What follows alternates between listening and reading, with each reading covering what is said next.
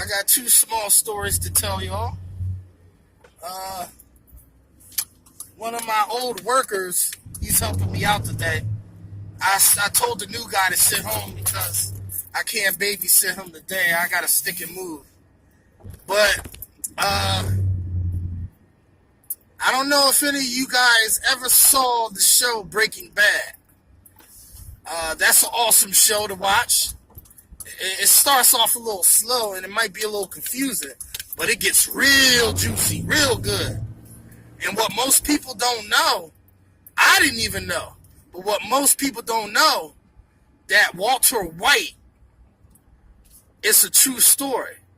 Yeah, of course, just like the movies, they over-exaggerate a lot of stuff because they have to make it very interesting because it's for entertainment. But it ain't too far off from the truth. For real. I'm going to show you a little clip in a few minutes. But if anyone knows about meth, and when people say, yeah, you got a meth mouth, you can always tell someone that does meth because their grill is all, excuse my French, is all effed up. But my buddy, I just turned him on to Breaking Bad. He never heard of it. And he used to tell me that that's how he used to get money back in the day. And, you know, he don't talk, he don't brag or nothing like that. But he told me, him and another guy, the other guy I just happened to know, because he actually used to work at TriStar when I used to clean windows. And they both used to get money. And they had money falling out their pockets. He bought about 10 cars, bought a couple houses, but now they broke. That's why he's helping me out. But to keep the long story short, he told me that this guy was a high roller in Atlantic City. He was there for 6 months straight. He had a room. No, I think it was like 6 or 8 months straight. He had a room there, and he would go down. It was two of them. But they both aren't supposed to be playing at the same time. So, guess what they were doing? They were cooking crystal meth in the bathroom of the hotel. This was on the news too, mind you. They were cooking crystal meth in the bathroom of the hotel. And you know how they got caught? Check this out. They blew the goddamn bathroom up. And I said, well, what about the smell? He said, I don't know, man. They had some kind of hoses hooked up to the vents. And he said that the cleaning people, sometimes they would want to come in the room, but they would never let them come in the bathroom. They had a whole lab set up in the bathroom. And they were cooking crystal meth in there. And one guy would cook all day. The other guy would gamble all day. And they had $80 million in the room. They were supplying the whole shore coast in New Jersey, Pleasantville, and all that. And the DEA, how they got caught, the room caught on fire. And they had all the money sitting up in that room, and they were washing the money through the casinos. Because it's easy to say, well, where'd you get the money from? Because they were high rollers. It ain't hard to believe they won the money gambling. But how the heck can you explain a lab in your bathroom with all that money sitting up there? Ain't that much gambling in the world. $80 million? Shoot, even if you stayed there 6 days a month, you have to be a lucky son of a gun to win that much money just from gambling alone. They were smart, but then again, they were dumb as heck. Because the other guy went downstairs and they must have had like a adjoining room. There was 2 rooms. They had like a adjoining room. And he thought the other guy was asleep. So he was down there gambling. So the other guy was down there on the other side of the casino floor gambling. And they left this stuff cooking. And the place caught on fire. So these fools run out the motel and run down the boardwalk, and the DEA caught them. Now, why would you run? I mean, if that ain't obvious enough, You the only one standing out like a sore thumb. You running down the boardwalk. Isn't that crazy? The other story I gotta tell you, I was going to get a mobile home, a trailer. I cleaned the windows at this RV place, and he was going to sell the trailer to me for $2,000. It's been sitting there a while, so I thought he wasn't in a rush to sell it. So when I came back to buy the trailer, check this out. I wouldn't have believed it if I heard it. The owner told me it was sold. I said, oh man, I didn't think he was in a rush to sell it. I said, you should have called me and told me somebody. Well, the guy really needed a place to stay because he was sleeping in his car on the job. The guy had a job and he was sleeping in the parking lot of his job. So he sold the trailer to him because he had the cash. So $2,000 for a mobile home is not bad. And it was in good shape. He said 2 weeks later, somebody stole the trailer. He parked the trailer at his job on the site.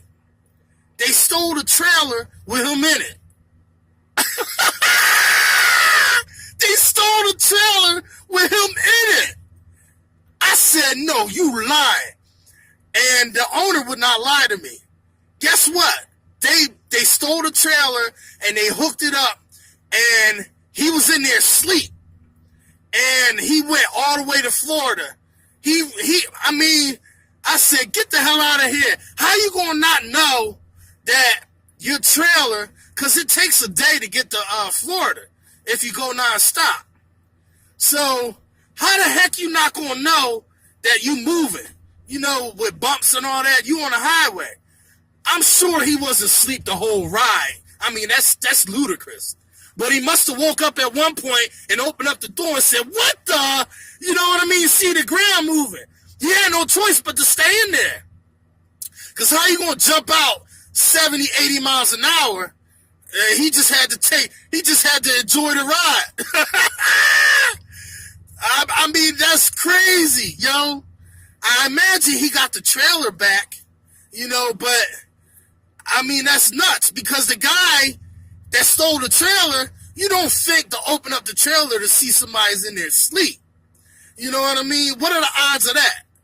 But for somebody to steal a trailer and you wake up and the trailer's moving, that's got to be the unluckiest guy in the world. I said, oh my God. But I'm going to show you the clip of the real Walter White for those who did see Breaking Bad and don't know that there was a true Walter White. So let's take a look. Macafracka. I am not a pharmacist. I am not an M.D. I am a fellow that will manufacture a chemical compound if you have a sufficiently large quantity of money. Since Friday, 11 people have died in the drug tri-state epidemic area, so devastating. 118 people overdosed in Chicago for taking a form of heroin that has been poisoned. In the 1990s, a lethal drug called fentanyl hit the streets of the United States. Scores of people wound up dead, the DEA says, because of this man, George Marquardt. This is not as remarkable as you might think if you look through these old laboratory manuals. This is just chemistry. Known as the drug wizard of Wichita, this science prodigy and career clandestine chemist was credited with running the country's first major illegal fentanyl lab. Like the Walter White character from Breaking Bad, Marquardt says he was lured not only by the immense profit to be had, but also by the thrill of working with such highly potent and volatile chemicals. I became skillful at feeding one reaction into the other. Fentanyl is an opioid 30 to 50 times more powerful than heroin. It was first synthesized by Janssen Pharmaceuticals in the 1960s and was initially used as a general anesthetic during surgery. Fentanyl's potency makes it difficult to safely cut or dilute, which explains why so many were overdosing. 2 years went by and at least 126 people died before law enforcement were led to Marquardt's lab in Wichita. But it was a day he knew would come. I looked out on the street and there were a whole lot of policemen out there. My first thought is, well, this wasn't going to be a very good day. When Marquardt was put away, the fentanyl epidemic went with him, or at least that's what authorities thought. He spent 22 years in prison and was released just a few months ago. So it was mostly about the money? Independence, I think, rather than the amount of money. Marquardt has a cynical view of the drug trade, even when it comes to the people killed by his products. This is a dangerous business. People that take upon themselves the responsibility in doing drugs and people who make them like are on opposite ends of a teeter-totter. And so it's if you will, a kind of a partnership forged in hell. Fentanyl has since made a comeback. Last year, it claimed the lives of thousands of Americans, adding a terrifying turn to the worst drug epidemic in history. But Marquardt says he wouldn't be interested in making fentanyl again these days. Scare me to death. Too popular. The market has grown to such I'd get away from it. Does it surprise you that so many people are overdosing with fentanyl? No. I think the market was primed for it. Fusion traces America's fentanyl epidemic in the new investigation, The Naked Truth, Death by Fentanyl. Online now at fusion.net.